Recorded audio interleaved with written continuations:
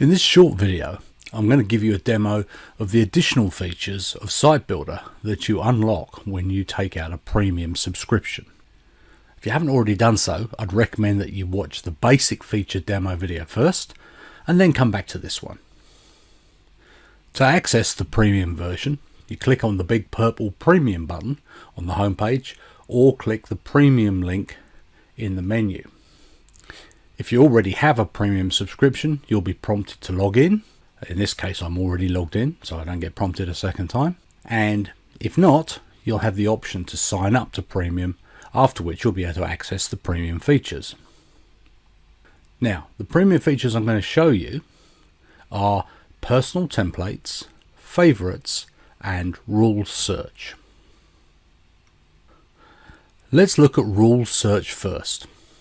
So, rather than browsing down through the rules hierarchy to find the rule that you want to use, which is the only option you'll have in the basic version of Cite-Builder, the rule search feature enables you to search the Cite-Builder hierarchy for the rule that you need. For example, you might want to cite a family Bible, but you don't recall where in the rules hierarchy on Cite-Builder to find it. So we click Rule Search, and then we're simply going to type Bible into one of these two search term fields, and we're going to click Search. So you can see that this returns two rules, and you just click on the one that you want to use. In another example, let's say that you want to see what rules are defined for the state of Tasmania in Australia. So here we're going to type in Tasmania, and we're going to click Search. This time you can see it's found 8 different rules related to Tasmania from various different parts of the rules hierarchy. So birth certificates, marriage certificates, Tasmanian archives, collections, death certificates, and so on. So it's much quicker than going down, searching through all the different parts of the rules hierarchy that you'd have to do with the basic version. Here you can at a glance see all the rules related to Tasmania. Now, as you can see, rule search can be a lot more sophisticated. You can have two search terms, and you can combine them in different ways. You can combine them with an AND, so that both terms match, with an OR, so that one or the other term matches, or actually both of them, and NOT, so the first term matches but not the second. And that's particularly helpful if you're trying to eliminate some of the results from your search. So for example, here, if I didn't want to include death certificates in this search, I'd say and not, click Search, and that reduces the list. You can also choose whether you want to match on whole words only, rather than partial words.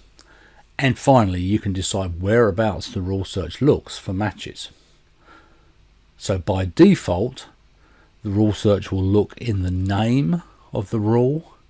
It'll look in the path, so whereabouts in the hierarchy it is, looking at all of the higher up, the names at the higher up levels, and also keywords. So let me give you an example of that. Let's type in birth, and we're going to type in England, and it's going to be an AND search.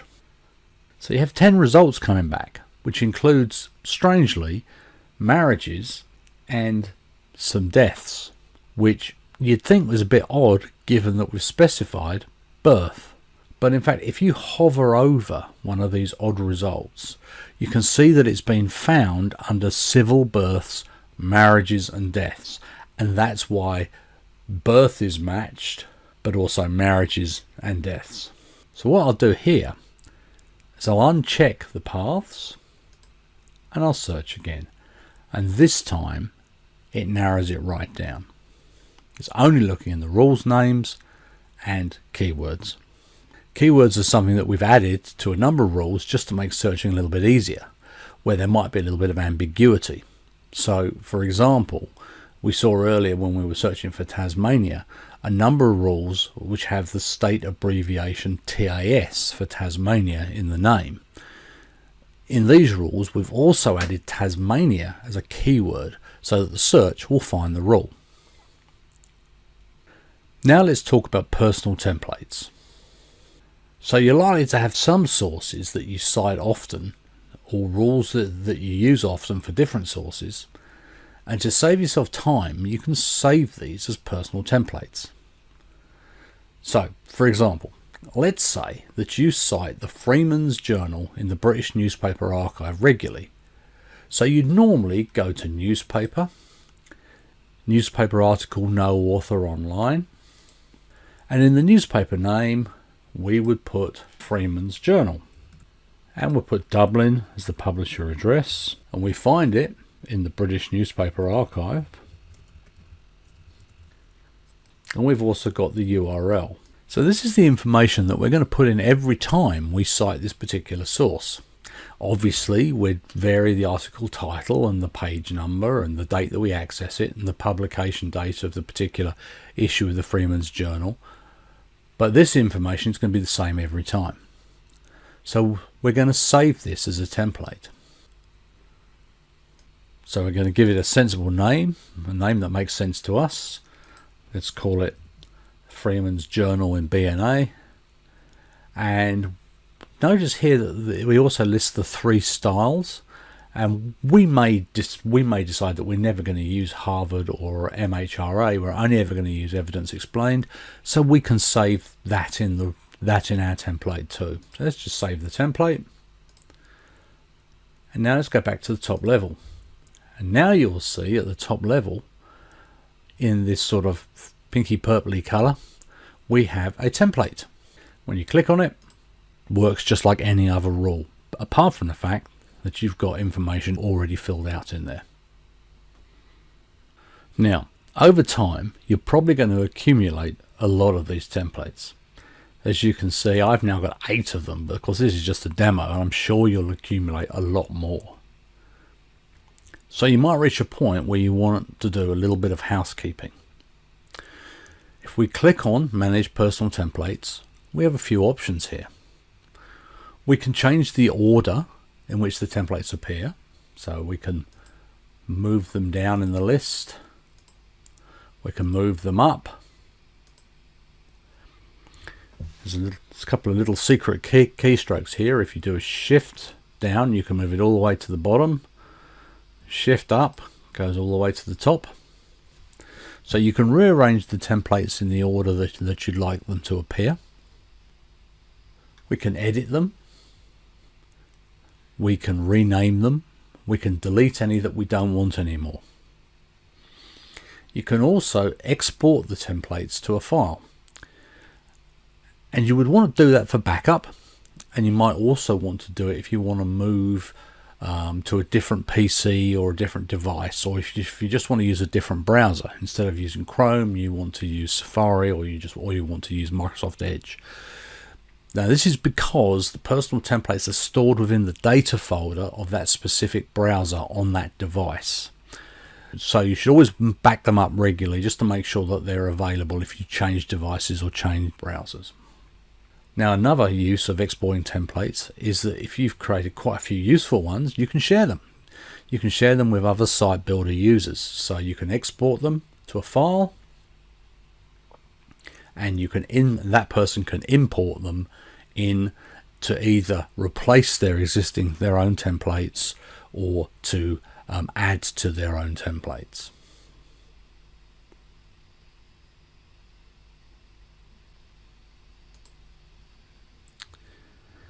Now let's take a look at the favorites feature. When you're creating citations, you're inevitably going to find yourself typing in the same things many times. Family names, church names, towns, cities, websites, and so on, across lots of different citation types. So whereas with a template, you're saving information that you're going to use against a particular citation type, with favorites, you can use these names, like church name, across multiple different citation types. So favorites and templates are slightly different, but you can use them together, or you can use one or the other, and how you use them is really up to you and how you have your own personal workflow. So let me show you an example of using favorites. In this example, we're going to cite a parish register. It's a baptism, and we're citing the image copy digitized online. Now it's for the Church of St. Peter and St. Paul in a little village called Blockley in Gloucestershire in England. So first of all, when I click on the country field, you'll notice I have a choice. I've got this little arrowhead and I have a choice of two values, England and Wales. I'm going to select England. Now these are favourites that I've stored against the country field. I'll show you how we store favourites in a minute. I come down to the church name, and in this case, if I look at churches, I've got St. John's and St. Lawrence, the two favourites I've stored, but I don't have St. Peter and St. Paul, and I know that I'm going to be using that quite a few times. So I'm going to type in St. Peter and St. Paul here. And I'm going to click on this little purple heart with a plus sign in it next to St. Peter and St. Paul, and I'm going to save it as a favourite. So that is now saved as a favourite for the church name field. Similarly, when I go down to the location field, in this case I've already got Blockley, Gloucestershire stored. Let's go down to the website name. I'm going to type in family search, and I'm going to store that because I know I'm going to use that a few more times. And I'm also going to type in the family search URL, and I'm going to store that as a favorite too. Now obviously what I'd do is I'd go through and I'd fill out the rest of the details to go ahead and create the citation that I wanted. But as part of this process, what I've done is I've added a few extra favorites that I can use them later. So let's go back to, this time parish registers. Let's say look at marriages, and marriages digitized online. And now when I go through in country, I've got England. In church name, I've got St. Peter and Paul. In location, I've got Blockley. Now look at some of the other things we can do here. Let's say if I start typing in block, it gives me a short list. I can even here, let's just clear this field. I can even type in Gloucestershire, and it gives me a list of everything which contains, in this case, GLO. So lots of little shortcuts that you sort of start to learn to really kind of speed up you're putting in your citation information. Again, let's come to the website name, and in this case we could type in FAM, and there's family search, and we could even go to the URL and type in FAM, and there's the family search URL. That's because we've stored these as our own personal favorites. Obviously using these favorites means that it avoids some inconsistencies in typing. So here, for example, it's a great example of why you should use it, is I've typed in Saint Peter and St. Paul, and what I should probably really have typed in was St. Peter and St. Paul. And I'm going to save that as a favourite. And you'll see in a minute how I'm going to resolve the fact that I've got two of them.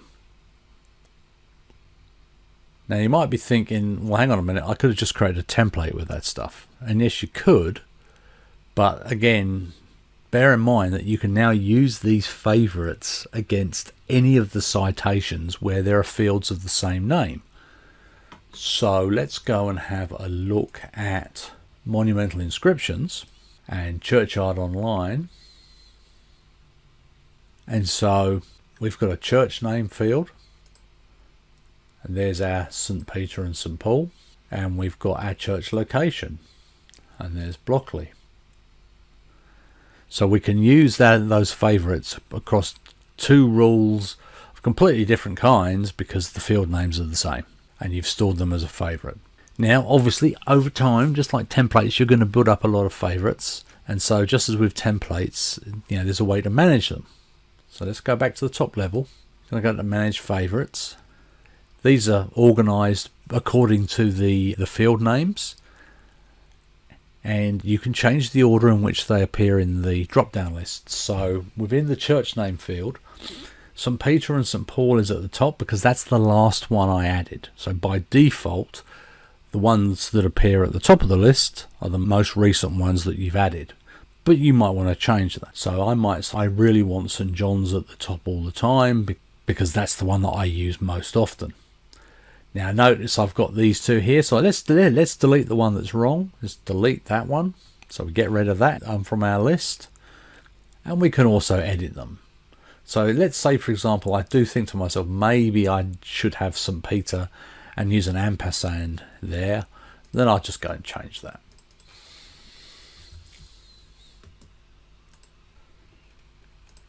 And just like personal templates, you can export them all to a file, which you should do for backup, and of course to share with other people or to use across multiple devices.